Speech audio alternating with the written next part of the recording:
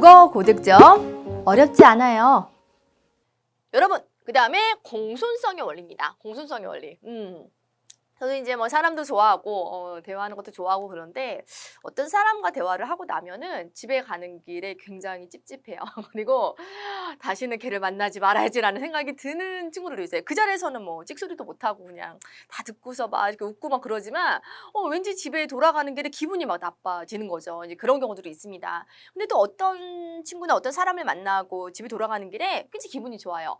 아, 정말 유쾌하고 참 좋은 사람이구나. 그 사람과 이야기를 하고 나면 너무 기분이 좋아져. 다음번에 또 만나고 싶다라는 생각이 드는 사람이 있습니다. 그와 같은 모든 느낌을 좌우하는 것이 바로 여러분 공손성의 원리예요. 우리가 앞에서 협력의 원리가 뭔가 대화의 목적, 지향적인 그러한 화법의 이제 어떤 원리였다라고 한다면 여기서 공손성의 원리는 상대방과의 관계를 우호적으로 조절하는데 초점이 맞추어지는 대화의 원리예요. 여러분, 이성에게 인기가 있고 싶으세요? 아니면은 뭐 사람들과 잘 지내고 싶습니까? 요것만 잘 지켜도 되거든요. 너무너무 중요합니다. 우리가 시험 안에서도 많이 노출되기 때문에 중요한 포인트이기도 하고요. 더불어서 우리가 이제 살아가면서 정말 많은 사람과 이야기를 하고 대화를 나누게 되는데 그런 대화를 나누는 과정에서 너무너무 중요하고 필요한 내용이라고 이제 보시면 되겠습니다. 상대방과의 관계를 좋게 만들면서 대화를 이루어 나가고자 하는 원리를 바로 공손성의 원리라고 볼 수가 있어요. 우리 총 5가지가 있습니다. 총 5가지가 있고요. 첫 번째 요령의 확률인데 좀 어렵죠. 왜냐하면 이 요령이라는 말 자체가 참 추상적인 말이잖아요. 요령은 어디서든 통용될 수 있고 어떤 상황에서도 반영이 될 수 있는 그런 말이기 때문에 요령의 확률이라는 건 뭐냐면 일단 주어가 상대방이에요. 주어가 상대방. 상대방이 부담이 되는 표현은 최소. 상대방의 이익을 극대화. 상대방이 부담을 느낄 만한 표현은 최소화하고요. 그리고 상대방에게 이익이 될 만한 표현은 최대화한다라고 되어 있는데 사실 우리가 이제 요령의 경륜을 잘 지키고 있는 예를 보면은 특별하게 상대방의 이익을 극대화하고 있는 이익을 극대화한다라는 우리가 일반적으로 생각하는 이익이 극대화된 맥락은 잘 보이지 않습니다. 그래서 제가 어떻게 접근해야 되는지 말씀드릴게요. 여러분, 요령의 경륜은요. 주로 부탁하는 상황에서 드러나요. 부탁하는 상황에서. 이걸 기억을 하십시오. 주로 상대방에게 뭔가를 부탁하는 상황에서 요령의 경륜의 예문이 등장을 합니다. 그리고 이렇게 상대방에게 뭔가를 부탁을 할 때 강압적으로 말하지 않고요. 강압적으로 말하지 않고요. 어떻게 말한다? 우회적으로 완곡하게 말하는 맥락. 이런 맥락이 바로 요령의 경륜을 잘 지키고 있는 경우다라고 보시면 되겠습니다. 그거예요. 그러니까 차라리 이런 내용을 여러분이 달달달 외우시고 예문에 적용을 하려고 하면 문제가 잘 안 풀리거든요. 이 포인트를 잘 생각하세요. 이 포인트. 주로 부탁하는 상황에서 요령의 경륜이 나타나고 그리고 주로 부탁을 할 때 좀 강압적이지 않게 상대방이 강압적으로 딱 부탁을 하면은 어떻게 못하잖아요. 그러니까 부담이 상당히 느껴진단 말이에요. 그게 아니라 좀 우회적으로 완곡하게 부탁하는 맥락으로 말을 해라 라는 것이 바로 여러분 요령의 경륜입니다. 볼게요. 지금 이야기 좀 하자. 당장 앉아. 이야기 좀 하자. 나랑 대화 좀 해. 부담스러워요. 왜냐하면 내가 바쁠 수도 있고 이 사람과 대화를 하고 싶지 않을 수도 있어요. 여러 가지 상황을 배려하지 않고 무조건 지금 대화하자라고 말하고 있기 때문에 얘는 요령의 경륜을 위배하고 있는 경우다라고 볼 수가 있겠고요. 이런 경우에 이렇게 말하는 거죠. 주로 맞아요. 주로 의문문으로 노출됩니다. 혹시 지금 시간 좀 있으십니까? 잠깐이면 됩니다. 바쁘시면 다음에 해도 돼요. 이렇게 말하는 거. 이게 요령의 경륜이라는 거예요. 즉, 지금 시간 좀 있는 주체가 바로 상대방이죠. 상대방이 이렇게 말하면 부담이 덜 가요.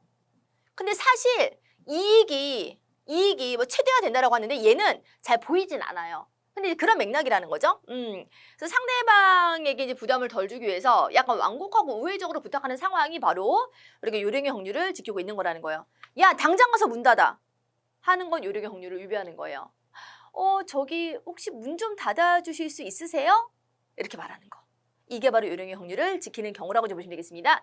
상대방에게 뭔가를 부탁하거나 요청할 때, 상대방이 어떤 행동을 구체적으로 해야 할 때, 그때 완곡하고 우회적으로 표현하는 것이 바로 요령의 경륜을 지키고 있는 경우다라고 이제 보시면 돼요. 이해하셨나요?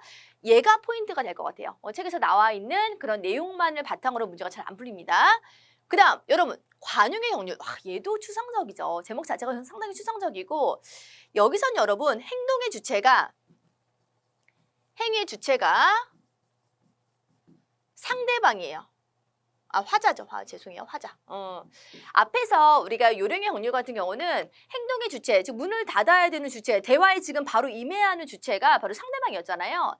근데 관용의 경륜에서는 행위의 주체가 화자입니다. 근데 화자에게 혜택이 되는 표현은 최소화하고요. 그리고 화자 자신에게 부담이 되는 표현은 최대화하는 것을 말합니다. 한번 볼게요. 지금 여기서 보시면 목소리가 너무 작아서 제가 잘 못 들었는데요. 다시 말씀해 주세요 라고 이제 말했어요. 지금 내가 잘 알아듣지 못했다. 알아듣지 못했다라고 이제 말하고 있어요. 그쵸? 지금 여기서 주체가 화자죠. 화자가 지금 어떤 내용을 강연의 내용이라든가 수업의 내용을 잘 알아듣지 못한 거예요. 그런데 자기에게 부담이 되는 표현이 최대화해야 된다라는 거죠. 근데 지금 여기서 자기에게 부담이 되는 표현은 최소화했어요. 야, 내가 사실 말이야. 강연이든 수업이든 말이야 굉장히 잘 듣는 스타일이야. 네가 목소리가 너무 작아서 내 탓은 아니야. 네 목소리가 너무 작아서 내가 못 알아듣는 거야. 라고 하는 거는 여러분 관용의 경륜에 위배되는 거라는 거예요. 화자 자신에게 사실 얘가 포인트예요. 얘가 포인트. 혜택 표현 이런 것보다는 자신에게 부담이 되는 표현을 최대화해야 되는데 자신에게 부담이 되는 표현을 최소화한 거죠.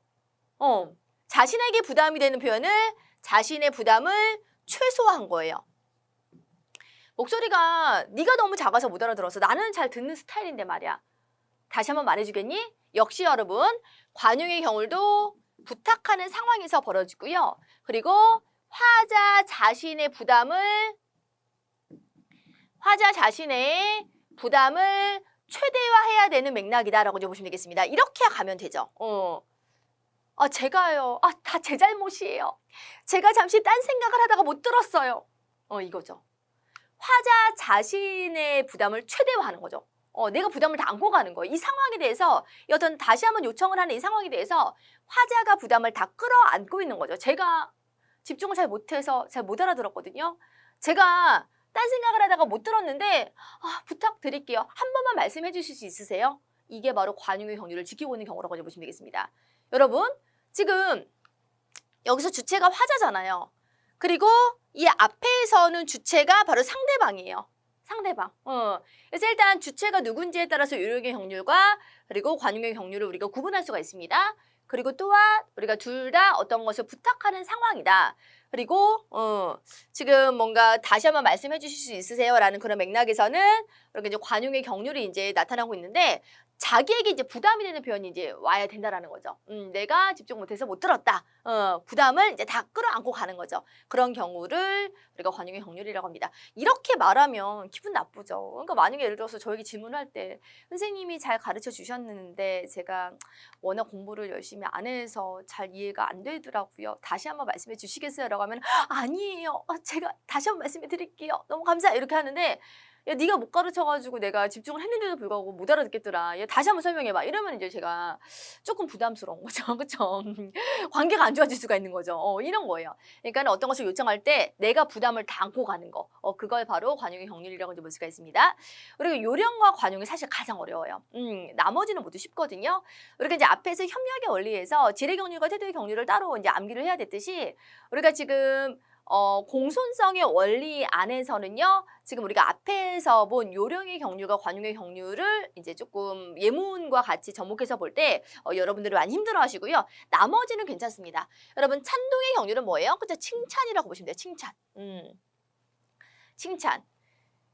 다른 사람에 대한 비방을 최소화하고요. 칭찬을 극대화하는 거예요. 근데 우리가 살다 보면 비방을 해야 되는 상황도 발생을 하고 무조건 칭찬만 이어지는 상황이 아닐 수도 있죠. 그런 상황에서도 될 수 있으면 비방을 최소화하고 칭찬을 최대한다. 그러니까 할 수 있는 만큼의 칭찬을 다 해준다라는 것을 바로 우리가 찬동의 경륜이라고 볼 수가 있습니다. 차라리 이 명칭이 칭찬의 경륜하면 조금 더 쉽게 접근이 됐을 텐데 찬동의 경륜이에요. 찬동의 경륜, 칭찬의 경륜이다라고 이제 보시면 돼요. 내 남자친구 어때?